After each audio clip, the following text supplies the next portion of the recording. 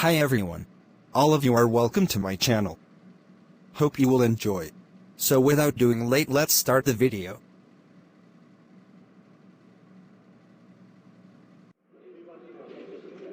As one of the largest predators to have ever lived, Megalodon captures people's imagination, and for good reason. But was this apex predator simply a beefed-up great white shark, and is it still lurking in the dark depths of the ocean? Emma Bernard, who curates the museum's fossil fish collection, including fossil sharks, helps separate fact from fiction. So Mr. Fact, what is next? The biggest shark in the world. The earliest Megalodon fossils date to 20 million years ago. For the next 13 million years, the enormous shark dominated the oceans until becoming extinct just 3.6 million years ago. Megalodon was not only the biggest shark in the world, but one of the largest fish ever to exist. Estimates suggest it grew to between 15 and 18 meters in length, 3 times longer than the largest recorded great white shark. Without a complete Megalodon skeleton, these figures are based on the size of the animal's teeth, which can reach 18 centimeters long. In fact, the word Megalodon simply means large tooth. These teeth can tell us a lot, such as what these massive animals ate. What did Megalodon eat? With its large serrated teeth, Megalodon would have eaten meat, most likely whales and large fish, and probably other sharks. If you are that big, you need to eat a lot of food, so large prey is required. This would have included animals as small as dolphins and as large as humpback whales. We have other evidence of Megalodon's feeding habits in the form of fossilized whale bones. Some of these have been found with the cut marks of Megalodon teeth etched in the surface. Others even include the tips of teeth broken off in the bone during a feeding frenzy that occurred millions of years ago. Open wide. In order to tackle prey as large as whales, Megalodon had to be able to open its mouth wide. It is estimated that its jaw would span 2.7 by 3.4 meters wide, easily big enough to swallow 2 adult people side by side. These jaws were lined with 276 teeth, and studies reconstructing the shark's bite force suggest that it may have been one of the most powerful predators ever to have existed. Humans have been measured with a bite force of around 1,317 newtons (N), while great white sharks have been predicted to be able to bite down with a force of 1,216 N.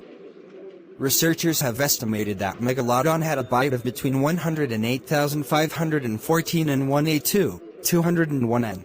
What did Megalodon look like? Most reconstructions show Megalodon looking like an enormous great white shark.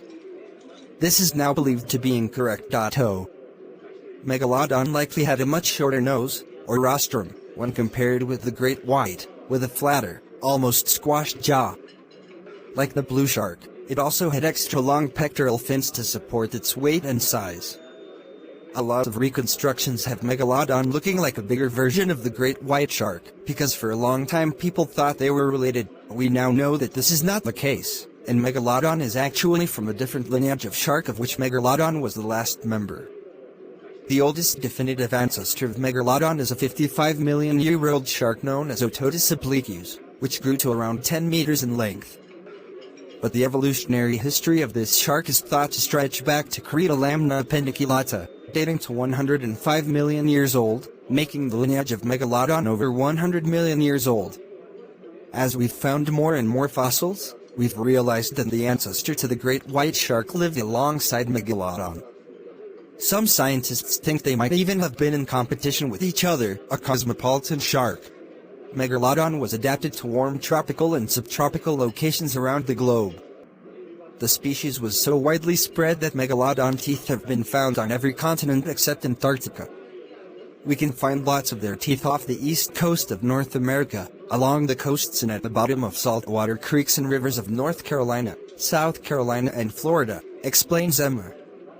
This is likely due in part to the age of the rocks, but also because they can easily be found on the seafloor, allowing collectors to go diving for them. They are also quite common off the coast of Morocco and parts of Australia. They can even be found in the UK near Walton on the Naz, Essex, says Emma, although they are extremely rare in the UK and tend to be of poor quality. Extinction of a mega shark. We know that Megalodon had become extinct by the end of the Pliocene, 2.6 million years ago, when the planet entered a phase of global cooling.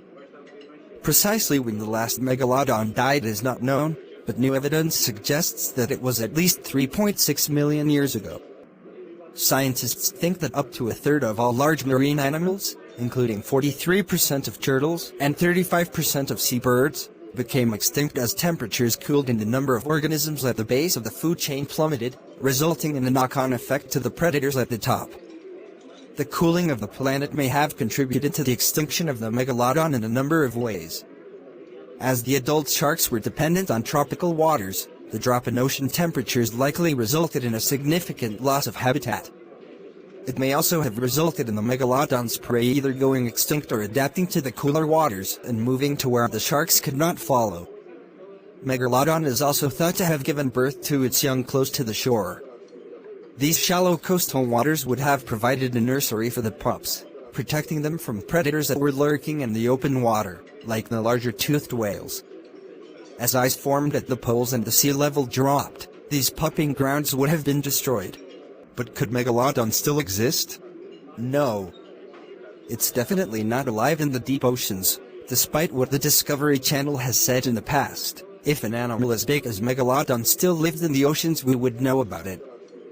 The sharks would leave telltale bite marks on other large marine animals, and their huge teeth would continue littering the ocean floors in their tens of thousands.